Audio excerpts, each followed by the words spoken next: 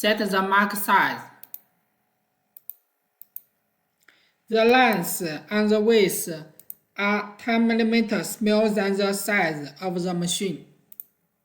Okay.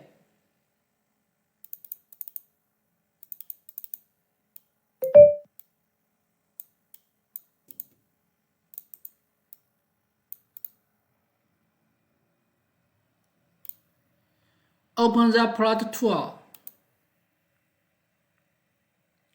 Select RPM cutting plot.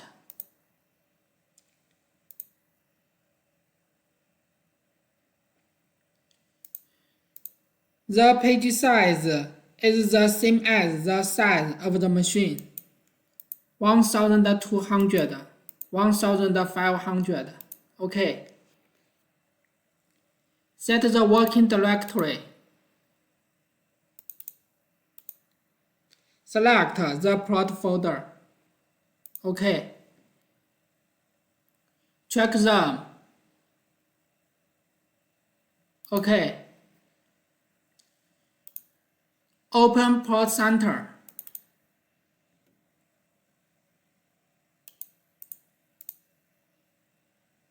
Thanks for watching.